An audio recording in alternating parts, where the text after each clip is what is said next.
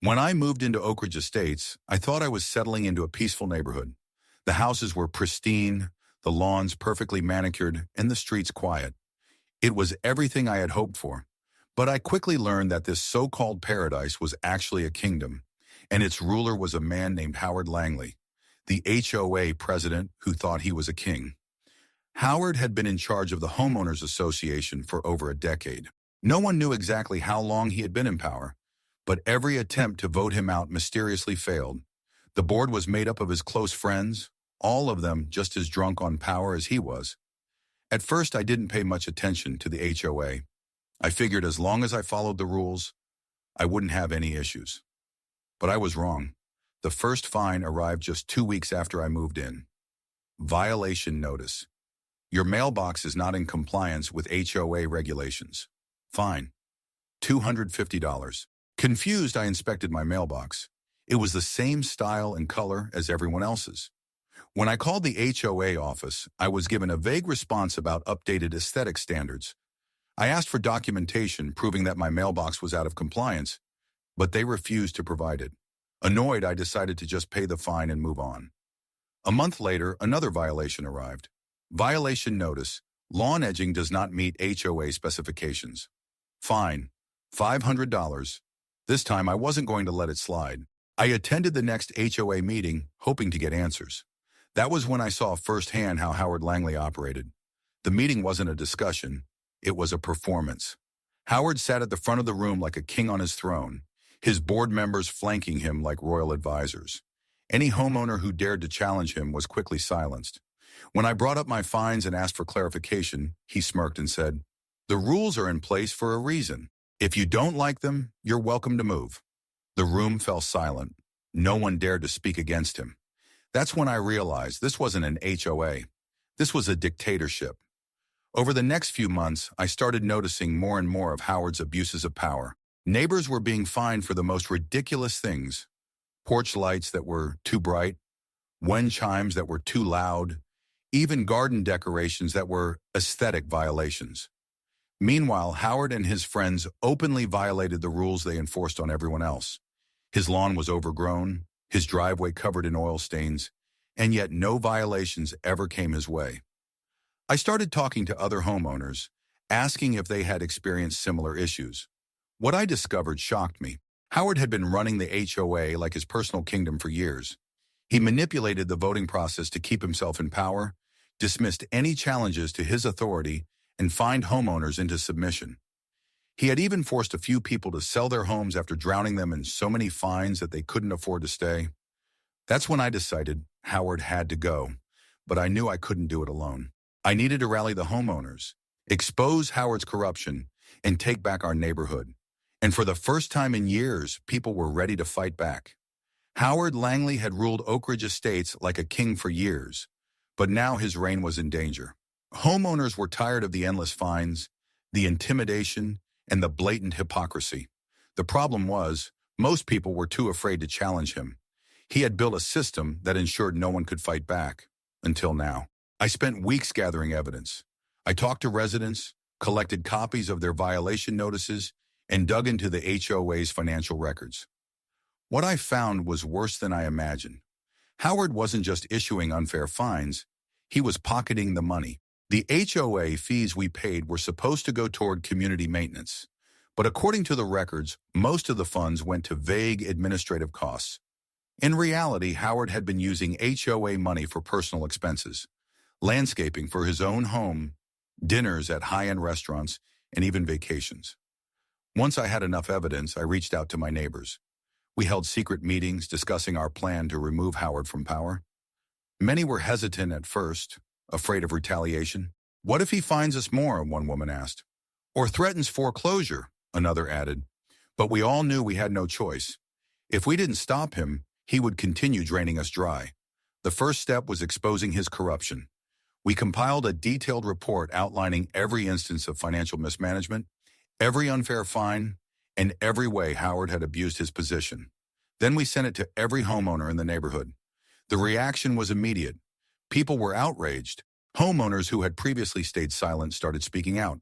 Stories of harassment, intimidation, and wrongful fines flooded in. The once frightened community had found its voice. Howard must have sensed what was coming because the retaliation was swift. Within days, new violations appeared on doors across the neighborhood. Residents who had never received a fine before were suddenly being penalized for minor or non-existent infractions. My own house was hit the hardest. 3 separate violations in 1 week. It was clear he was trying to scare us into submission, but instead of backing down, it only made people angrier. We filed a formal petition to recall Howard Langley from his position as HOA president. According to the bylaws, if we could collect signatures from at least 60% of homeowners, we could force a vote to remove him. Howard, of course, fought back. He claimed the petition was invalid, that the signatures weren't legitimate. He held an emergency HOA meeting to try to discredit us, but this time, he didn't control the room. We did. One by one, residents stood up, demanding answers. "Why are we being fined for rules that don't exist?" someone shouted. "Where is all the HOA money going?" another asked. Howard tried to talk his way out of it, but the more he spoke, the more obvious it became. He was lying. Then we revealed the final piece of evidence: Howard's secret bank transactions. One of the homeowners, a former accountant, had traced thousands of dollars in HOA funds directly to Howard's personal accounts. The room erupted in gasps and murmurs. The proof was undeniable. Howard Langley wasn't just corrupt. He was a thief. I looked around the room and saw something I had never seen before: fear in Howard's eyes. He knew his time was up, but we weren't done yet. It was time to take him down for good. The moment Howard Langley saw the proof of his embezzlement, his confident facade cracked. He stammered, trying to dismiss the evidence as misinterpretations and clerical errors, but no one in the room was buying it. The homeowners had suffered under his rule for too long, and now they had him cornered. The next step was the recall vote. Our petition had gathered over 70% of homeowner signatures, far more than the 60% required. Howard tried to stall, claiming procedural delays, but with media attention growing and city officials now aware of the situation, he was out of options. The vote was scheduled for the following week, but Howard wasn't going down without a fight. In the days leading up to the vote, he launched a desperate smear campaign. Flyers appeared on doorsteps accusing me and other homeowners, leading the charge of being troublemakers, trying to destroy the community. Emails were sent claiming that if Howard was removed, property values would plummet and the neighborhood would fall into chaos. It didn't work. Homeowners saw through the lies. The very people he had fined, harassed, and threatened for years weren't about to let him scare them anymore. The vote proceeded as planned. On the night of the recall, the community center was packed. Howard sat at the front, his usual smug expression replaced with a tight-lipped scowl. The process was simple. Each homeowner would cast their vote, keep Howard or remove him. The tension was thick as ballots were collected and counted. When the results were announced, the room erupted in cheers. Howard Langley had been officially removed as HOA president by an overwhelming majority. His reign was over, but there was one final consequence he didn't see coming. As the crowd celebrated, a city official stepped forward. Given the financial misconduct uncovered in the HOA's records, Mr. Langley is now under investigation for fraud and embezzlement. Howard's face went pale. He tried to stand up and protest, but the official continued. Until further notice, all HOA funds will be frozen, and a full audit will be conducted. The homeowners had won. The days that followed were like waking up from a bad dream. The new HOA board, made up of actual homeowners, not Howard's lackeys, immediately reversed the unjust fines, refunded stolen money, and rewrote the bylaws to prevent another abuse of power. Homeowners who had once lived in fear of receiving another violation notice could finally breathe again. As for Howard Langley, he disappeared overnight. Rumors swirled that he had fled the state to avoid charges, but no one really cared where he went. Oak Ridge Estates was finally free of its self-proclaimed king. Standing outside my home that evening, watching neighbors gather and chat without the cloud of HOA tyranny hanging over them, I felt something I hadn't in a long time: peace. We had taken back our community. We had proven that even against corrupt leadership, homeowners have the power to fight back. And we had won. No HOA president should ever think they are above the people they serve. Howard Langley learned that the hard way. The fall of Howard Langley sent shockwaves through Oak Ridge Estates. Homeowners who had once lived in fear were now stepping forward, sharing their stories, and reclaiming their neighborhood. The HOA board, once a tool of oppression, was undergoing a complete overhaul. For the first time in over a decade, people felt like they actually had a voice. But while Howard was gone, his mess remained. The new HOA board quickly discovered just how deep his corruption ran. The community's reserve fund, money meant for maintenance and repairs, had been drained. The previous board had covered up missing funds with bogus invoices and fake expenses, all while forcing homeowners to foot the bill through endless fines. The damage was worse than we had expected.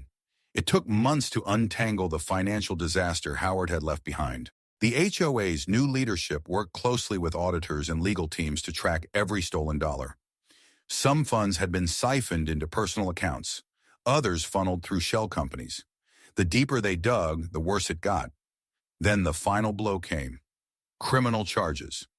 After months of investigation, state prosecutors formally charged Howard Langley with fraud, embezzlement, and financial misconduct. Evidence showed that over $300,000 had been illegally taken from HOA funds. Not only that, but he had also rigged HOA elections for years, ensuring he remained in power by disqualifying homeowners he saw as a threat. When the news broke, the homeowners gathered in celebration. Howard Langley had once ruled over us like a king, but now he was facing real consequences. With Howard out of the picture, Oak Ridge Estates began to heal. The abusive fines were eliminated, fair regulations were put in place, and trust between the HOA and homeowners was slowly rebuilt. The new leadership ensured transparency. No more secret meetings, no more unexplained fines, and no more unchecked power. One evening, as I walked through the neighborhood, I saw something I hadn't seen in a long time: people smiling. Neighbors who once feared retaliation from the HOA were outside talking.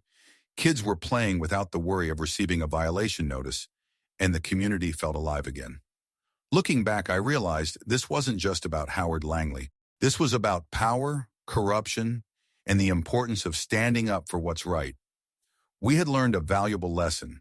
HOAs are meant to serve homeowners, not control them. And if leadership ever oversteps again, we now know exactly what to do. Oak Ridge Estates was no longer ruled by a tyrant. It was finally a community again. And that was the greatest victory of all.